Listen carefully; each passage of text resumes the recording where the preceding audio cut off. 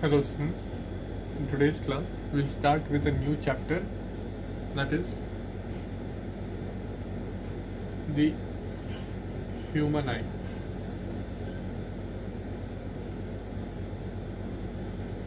First we will learn about eye itself. The structure of the eye is given in your book also, you can look there. The first thing, the first part of the eye that you have to learn is cornea. Cornea is the bulged out part of the eye. जो बाहर को आई का जो bulged out part है, bulged out बोलते हैं, क्योंकि वो बाहर को निकला हुआ है तो इस वजह से bulged out बोलते हैं, और वो कॉर्निया होता है. कॉर्निया से जस्ट पीछे आता है एक्वस ह्यूमर. एक्वस ह्यूमर, इसके अंदर एक लिक्विड भरा हुआ है, ठीक है, फॉर प्रोटेक्टिंग और आई को थोड़ा मॉइस्ट रखने के लिए, ताकि एकदम ड्राई ना हो जाए, ठीक है, ड्राई ना हो, ठीक है. आई का आई से जब हम ब्लिंक कर रहे हैं तो थोड़ा मॉइस्ट रहना चाहिए, पानी होना चाहिए, ताकि वो प्रोसेस हमें हर्ट ना करे. तो इस वजह से मॉइस्ट करने के लिए एक्वस ह्यूमर का एक लेयर होता है, उसके अंदर लिक्विड होता है, ठीक है. उसके जस्ट पीछे आता है iris. Iris is the black portion of the eye. हमारे आँख के अंदर जो काला पोर्शन है उसको आइरिस बोलते हैं, और आइरिस के बीच में एक ओपनिंग है, ठीक है, एक ओपन एरिया है, and that open area is known as pupil. Iris के बीच में जो ब्लैक पोर्शन है आई के बीच में थोड़ा सा पोर्शन ओपन है, जहाँ से लाइट एंटर करता है यहाँ पर, ठीक है, यहाँ से लाइट एंटर करता है, and that opening is called प्यूपिल. Okay. और इसी के जस्ट पीछे, जैसे ये प्यूपिल से लाइट एंटर हुआ, it enters into a lens. ये एक लेंस है, it is a crystalline lens and it is a convex lens. Lens के बारे में हमने पढ़ा है, और ये जो लेंस है जो हमारे आई के अंदर होता है वो कॉन्वेक्स लेंस है. जैसे ही प्यूपिल खत्म हुआ, प्यूपिल से लाइट एंटर जो कर रहा है वो सीधा एक कॉन्वेक्स क्रिस्टलाइन लेंस में एंटर कर रहा है, ठीक है.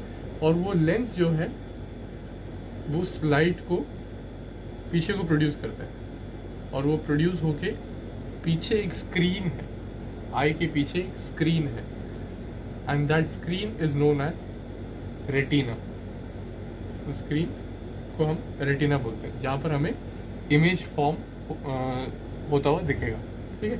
तो यहाँ पर जो इमेज फॉर्म हो रहा है वो लाइट एनर्जी को कन्वर्ट करेगा इलेक्ट्रिकल एनर्जी में, या फिर इम्पल्स में, जो हमने पढ़ा था नर्व्स में. तो that impulse is transported through the optic nerve. यहाँ पे ऑप्टिक नर्व होता है, ठीक है, and that impulse is transported through the optic nerve to the brain. हो जाएगा ब्रेन में, and brain will process the image. तो लेंस से जो लाइट रेटिना पर पड़ रहा है, तो retina will form an image will be formed on the retina.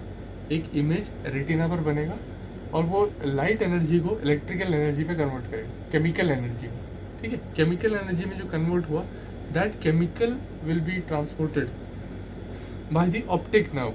Optic nerve में हमने पढ़ा था, नर्व्स में इम्पल्स होता है, impulse which helps to transport the information, and that the optic nerve here transports the message to brain, and we process an image in our brain, ठीक है. और इधर जो दो चीज़ें हैं जो इस लेंस को होल्ड करने में और कॉन्ट्रैक्ट और एक्सपैंड करने में हेल्प करता है, that is called ciliary muscles. Ciliary muscles कहते हैं. तो जब भी हम किसी डिस्टेंट ऑब्जेक्ट को देखते हैं, जैसे हम कोई एक ऑब्जेक्ट रखा है वो बहुत दूर है, it is far away. Okay, so the lens will relax according to the object. लेकिन अगर हम इसी ऑब्जेक्ट को पास लेके आते हैं, अपने आँख के पास लेके आते हैं, तो हमें आंखों में स्ट्रेन ज़्यादा होने लगता है. हम लोग पास जितना ऑब्जेक्ट को पास लेंगे उतना हमारे आंखों में स्ट्रेन ज़्यादा होगा. तो जैसे ही पास आता है ये मसल सीलियरी मसल्स कॉन्ट्रैक्ट होने लगते हैं. जो रिलैक्स पोजीशन में थे, जब ऑब्जेक्ट फार होगा तो सीलियरी मसल्स रिलैक्स होंगे. ठीक है, तो बिल्कुल नॉर्मल शेप में होंगे. लेकिन जैसे ही ऑब्जेक्ट फार से पास आने लगता है, it comes closer. When the object comes closer to the eye. ठीक है, ऑब्जेक्ट पहले दूर था, अब वो वहाँ से आँख के पास आ रहा है. तो जब ऑब्जेक्ट बिल्कुल ही सामने है, then these muscles contract and the focal length of this lens increases. Okay, so ciliary muscles helps in expanding and contracting of the crystalline lens or the convex lens in our eye. इसका functioning जो है वो हम आगे पढ़ेंगे कि मतलब कैसे वो फंक्शन कर रहा है. तो ये सारे पार्ट्स के बारे में बता दिया. सस्पेंसरी लिगामेंट भी है जो उस मसल्स को हेल्प करता है. ठीक है, इसके अलावा बाकी जो मेन है वो सारा हमने एक्सप्लेन कर दिया. बुक में रीड करना है, उसी से ही नोट्स बनाना है. ज़्यादा बड़ा नहीं करना है. सिर्फ ये ज़्यादा से ज़्यादा 3 नंबर से 5 नंबर का पूछा जाएगा. विद डायग्राम होगा तो 5 नंबर, कभी कभार सिर्फ लिखने को बोलते तो 3 नंबर के लिए. तो ज़्यादा प्रिपेयर नहीं करना है. जस्ट इसको आइडिया होना चाहिए. सिर्फ सब कुछ ये डायग्राम में है. डायग्राम याद हो तो डायग्राम से हम लोग शुरुआत से कॉर्निया, आइरिस, प्यूपिल, हर चीज़ के बारे में लिख सकते हैं. ठीक है, बुक में रीड करना बहुत ज़रूरी है. Now we will learn about the working of the I.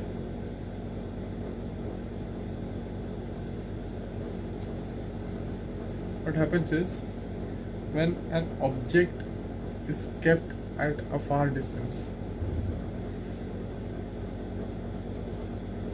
object is very far. Okay, so the light rays coming from the object through the cornea, through the iris, it enters, or through the pupil it enters into the lens. And the lens, since it is a converging lens, convex lens is a converging lens, so it will converge the rays onto the retina. ठीक है, कोई भी object दूर हो, वहाँ से जो भी रेज आ रहे हैं उसको कन्वर्ज करेगा on to the retina. Retina पे कन्वर्ज होगा. ये पूरा रेटिना होता है. और रेटिना का ये जो पॉइंट है जहाँ पे ऑप्टिकल नर्व जा रहा है, ऑप्टिकल नर्व जहाँ जा रहा है, that is the blind spot. कि यहाँ पर लाइट पड़ने से कोई फर्क नहीं पड़ता है. ठीक है, रेटिना सिर्फ बाकी पोर्शन पर है और ये ब्लाइंड स्पॉट पर नहीं है. जहाँ पर ऑप्टिकल नर्व है वहाँ पर नहीं है. तो इमेज जो है वो रेटिना पर फॉर्म हो रहा है. फार जो ऑब्जेक्ट है उसका इमेज यहाँ पर फॉर्म हो रहा है. अब ये क्या है, इस टाइम पर जो सीलियरी मसल्स है जो लेंस को एडजस्ट करते हैं, दीज मसल्स आर रिलैक्स्ड. ठीक है, वो अपने नॉर्मल पोजीशन पर है, वो बिल्कुल ही रिलैक्स पोजीशन पर है. ठीक है, and the focus of this lens, इस लेंस का फोकस जो है इट विल बी डिस्टेंट, थोड़ा दूर होगा. फोकस जो है इसका दूर होगा. लेकिन अगर हम इस ऑब्जेक्ट को फार के बदले किसी एक नियर पोजीशन पर ले आते हैं, ठीक है, तब क्या होता है, तब ये रेज जो है इस ऑब्जेक्ट मान लो ये पॉइंट पर है. अब रेज जो है ऐसे जा रही है. ठीक है, इसको अब कन्वर्ज कराना है, ठीक है। पहले ये दूर था तो ये ऑलमोस्ट पैरेलल तरीके से आ रहे थे, द रेज जो आ रहे थे वो पैरेलल थे, लेकिन अब क्या है, अब ये पास है तो ये पैरेलल वे में नहीं आ रहे, ये एक ऑलमोस्ट एक डिफरेंट शेप में, जो आई के हिसाब से थोड़ा सा रीड करना थोड़ा मुश्किल है। तो इस वजह से क्या होता है, eye changes its shape, the ciliary muscles contract, वो रिलैक्स में नहीं है अब देख,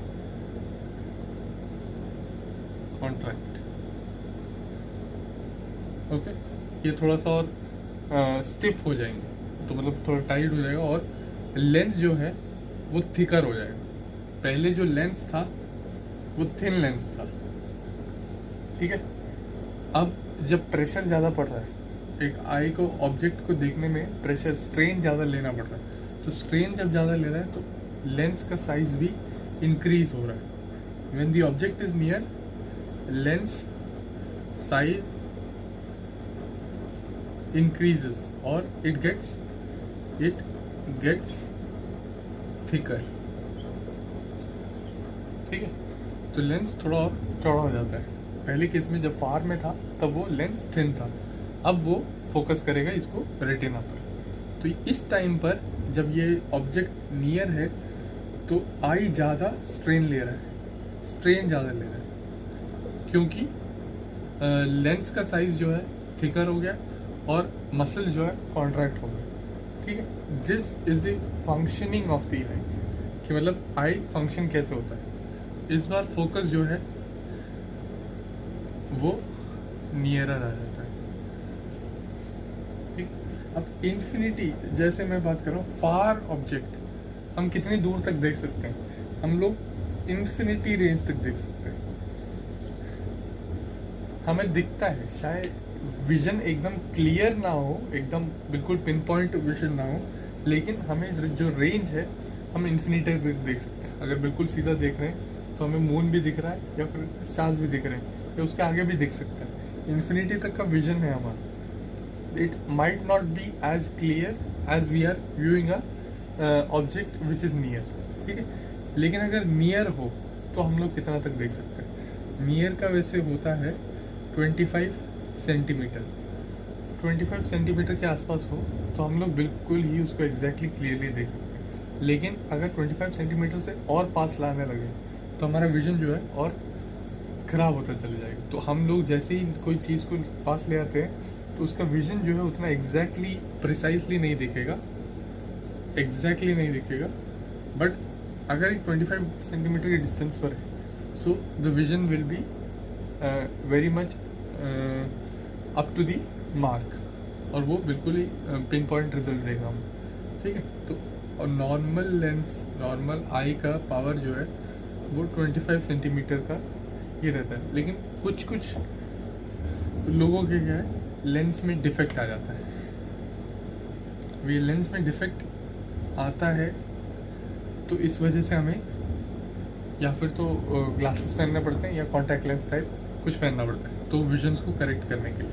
और इसी में 3 टाइप के डिफेक्ट्स हैं। The eye has 3 types of defects. The next topic is defects of eye. मतलब आई में डिफेक्ट्स आते क्यों हैं, या फिर उसका रीज़न क्या है और उसको कैसे सही किया जा सकता है।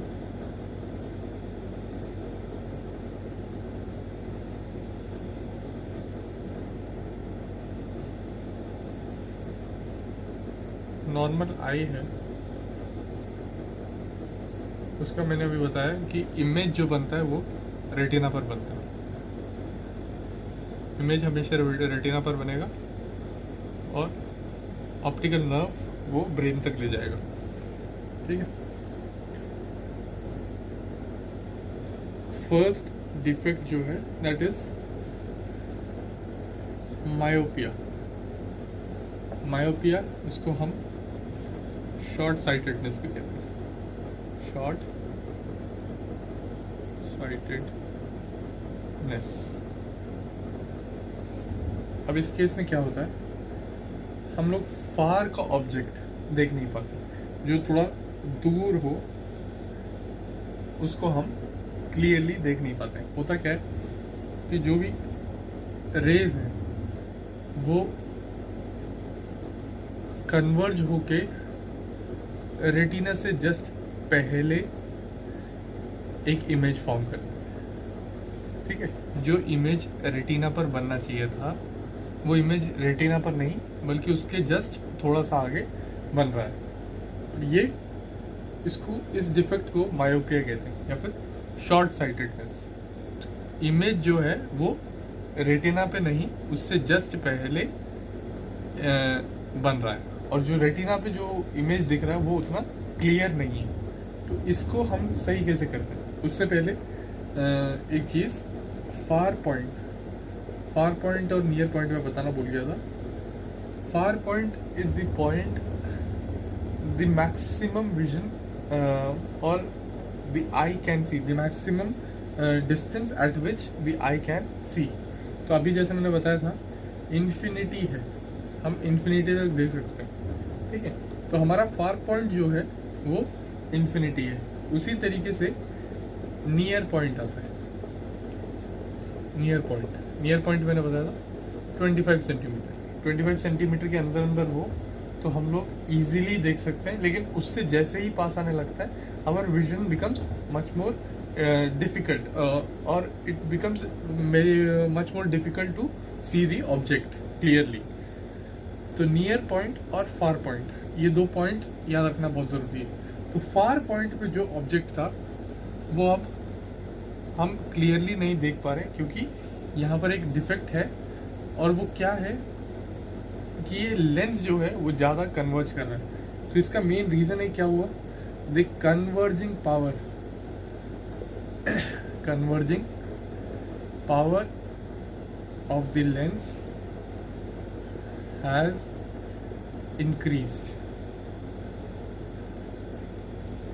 ये जो है पहले ही कन्वर्ज करा रहा है, तो जो चीज़ एग्जैक्टली फोकस पर बननी चाहिए थी वो फोकस से पहले ही कन्वर्ज हो रहा है। So the converging power of the lens has increased. अब इसके लिए हम लोग क्या करते हैं, इसके लिए रीज़न ये हो गया कि मतलब ये हो क्यों रहा है, और इसका करेक्टिवनेस क्या करें, करेक्टिव मेजर हम लोग क्या कर सकते हैं।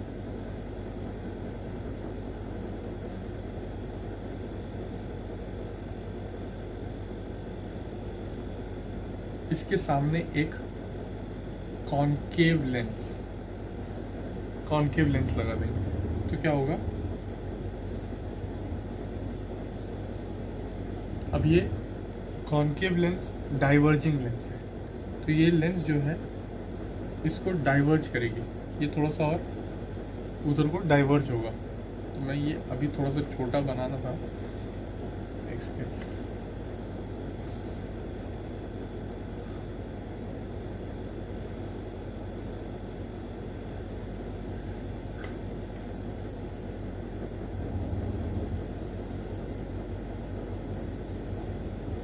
ठीक है, तो ये डाइवर्ज करेगा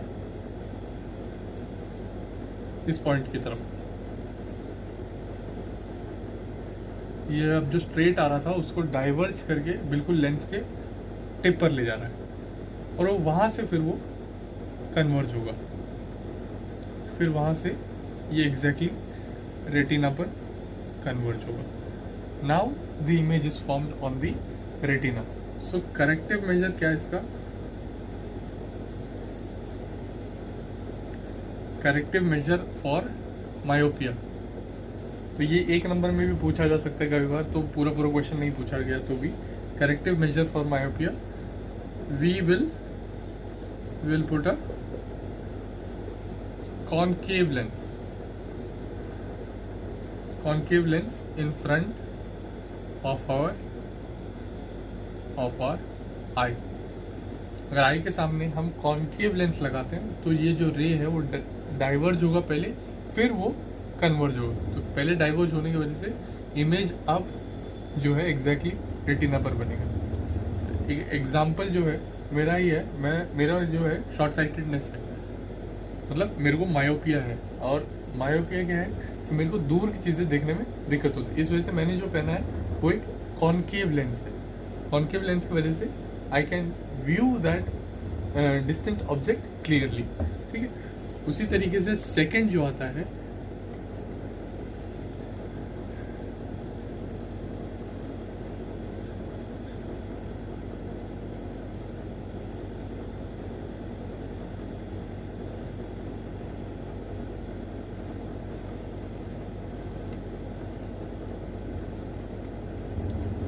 second is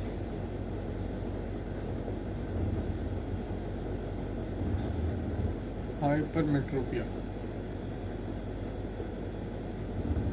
Hypermetropia इस केस में क्या है,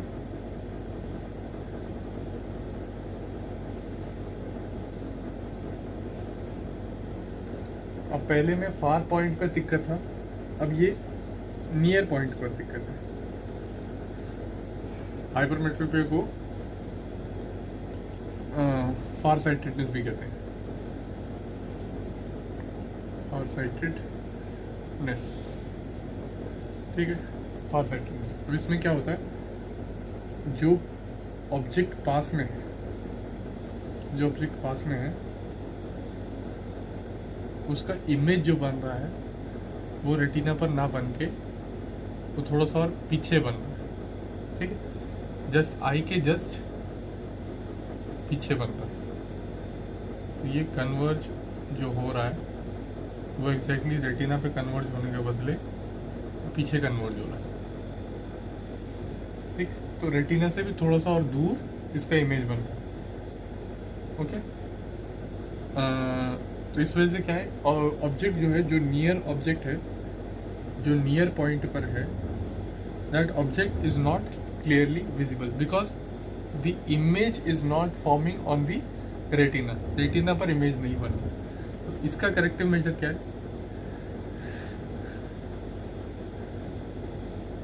इसके करेक्टिव मेजर के लिए हम लोग एक और कन्वर्जिंग लेंस को लगा देते हैं आगे।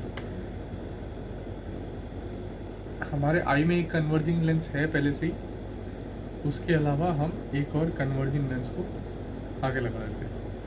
तो ये पॉइंट जो नियर पॉइंट है वहाँ से और कन्वर्ज होगा,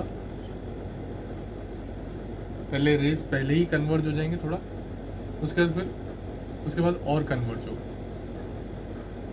अब ये एग्जैक्टली रेटिना पर फॉर्म होगा। ठीक है, तो दो बार कन्वर्ज करा रहे, पहले में ही थोड़ा सा जो रेज जो दूर से आ रही है उसको कन्वर्ज कराया, और फिर वो सेकेंड लेंस पे जब पहुँच रही तब वो और कन्वर्ज हो रही है।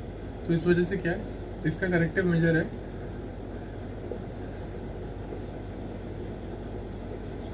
corrective measure is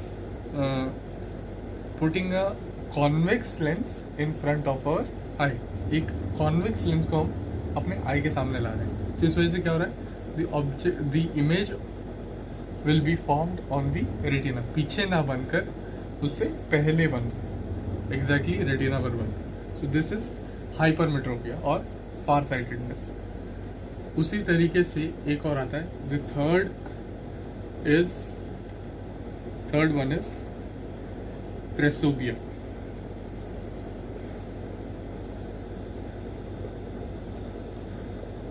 प्रेसोबिया में दोनों ही आता है, मायोपिया भी है और हाइपरमेट्रोपिया भी है।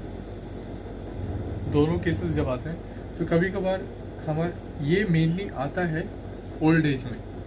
प्रेसोबिया जो आता है ओल्ड एज में आता है, क्योंकि तब तक हमारे जो सीलियरी मसल्स है ये पूरी तरीके से वीक हो चुके होते हैं। हम लोग इतना कुछ देख चुके होते हैं या फिर इतना कुछ हम लोग अपने आँखों को स्ट्रेन दे चुके होते हैं, हर बार दूर देख रहे हैं, पास देख रहे हैं, हमारा मसल जो है कॉन्स्टेंटली यूज़ हो रहा है, हमारे दोनों सीलियरी मसल्स कॉन्स्टेंटली यूज़ हो रहे हैं। तो जैसे ही इसका यूज़, इसका एक लिमिट होता है ना, हर चीज़ का एक लिमिट होता है, तो उस तरीके से जब ये एक लिमिट से एक्सटेंड कर जाता है तो उस एज में, ओल्ड एज में क्या होता है, प्रेसोबिया आने के चांसेस ज़्यादा होता है। प्रेसोबिया में क्या होता है कि दोनों मायोपिया और हाइपरमेट्रोपिया दोनों एक साथ आता है। हमें फार साइटेडनेस भी है, साथ में शॉर्ट साइटेडनेस भी है। तो हमें रीड करने में भी दिक्कत है, जो पास में रखा है वो रीड करने में भी दिक्कत है, उसके अलावा दूर का कुछ देखना हो तब भी थोड़ा सा दिक्कत आता है। तो उस केस में क्या होता है, करेक्टिव मेजर क्या होता है, देखा होगा हमने कि जो हमारे दादा या दादी जो लेंस पहनते हैं उसमें नीचे अलग से किया होता है, ठीक है।